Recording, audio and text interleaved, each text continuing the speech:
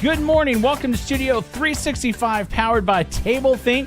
This is episode 111. My name is Joshua, and I'm here in the studio with Pastor Kerrie Palmer. And yes, we are continuing our series on fear, which we say with such excitement because we're helping people to not have to be fearful, and that's always a good thing to do. Yeah, and I'm learning a lot too. That's right. Yeah, I'm really having fun with these safety tips and just kind of ideas of preparedness. It's kind of a fun thing.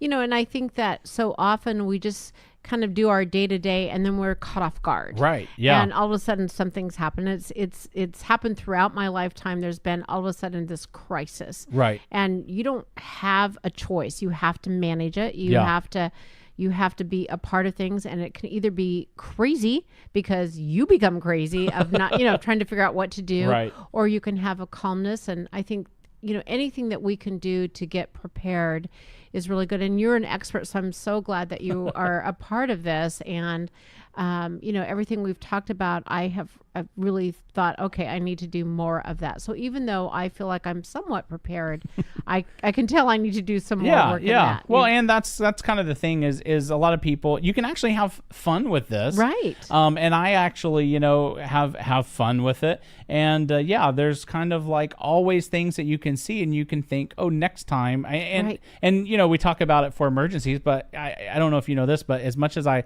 like music, I don't like loud music. Like I have really sensitive ears. So I used to always have this problem, like go to a concert and be like, oh my goodness. And then I'd have to like leave and go buy earplugs. Wow. And then somewhere along the way, I was like, I just need to like keep earplugs in my car and have them available. And so if you can prepare, it makes life better. Yeah, that makes sense. I probably would still be buying the earplugs. Yeah. Yeah. But I think that years ago, I worked in an emergency room just for a small amount of time, and so appreciate those that can work there day in and day out. And, one of the things that struck me over and over is that everyone that would come in with an individual or a family or whatever had happened was caught off guard. Right. They were so surprised it had happened, and of course, scrambling to call people and to make sure everyone was okay, that, knowing that, this is where we're at and all of that. And right. So I think that one of the things that we have to realize is, let's just be real, crises happen. When a crisis comes, we need to be okay. Right. And just to understand it's happened, and now we have a certain order of steps that we have to take.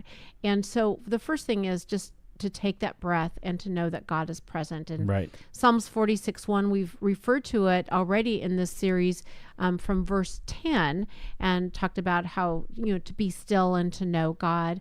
This is the first verse of that passage, and it's so profound. Is God is our refuge and strength, always, underline always ready to help in times of trouble.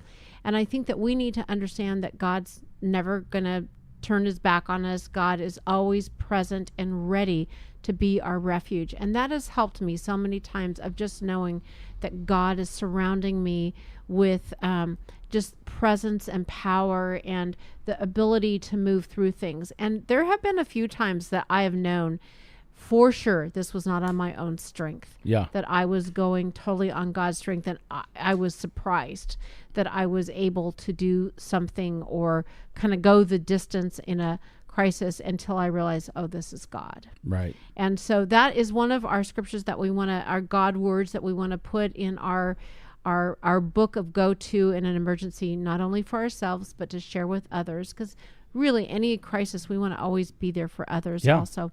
So I know you have our daily tip for the day, our to-do, and so far you're giving me a lot of to-dos. I owe you some.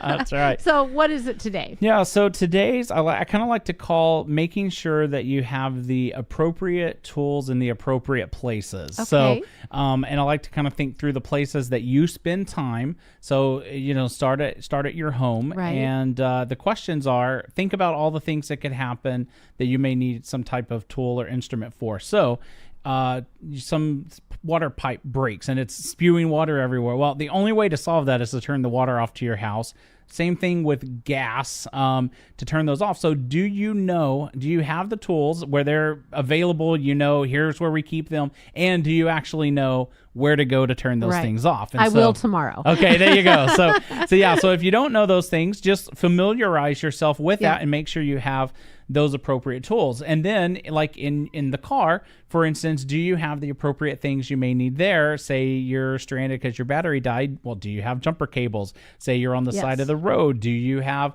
some type of either road flares or hazard cones or something that you can set up to kind of indicate to people, that you're there? And you can kind of extend this out to all the other places you're at. So things you may need if you're in your office, maybe you have a boat and you need to make sure that you have some food and water and flares and just kind of the particular different tools for different places and situations. And that way, no matter what happens, you're going to already be good, ready to go and do it, as opposed to being like, and I have seen, because I like to watch funny videos on YouTube, I've seen videos on YouTube of like where a pipe breaks and what could have been turned off in a minute and be minimum damage ends up literally flooding an entire house because they're home. They just don't know how to turn it off. Yeah. And if you call, your water company, it could be like an hour before somebody comes. More. So anyway, so that's kind of the tip. Make sure that in all the places you're at, you kind of have those appropriate tools and whatever you need to face whatever could happen.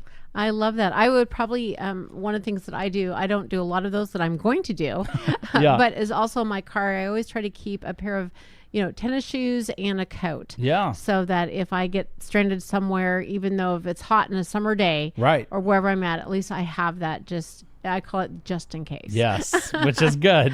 Well, I love all your tips. And, we can't always answer the why of a crisis, but we can say that we will manage it because God is our refuge and strength. So, Joshua and friends, I will talk to you tomorrow in Studio 365. Thank you for listening to this episode of Studio 365, and we will see you right back here for another episode.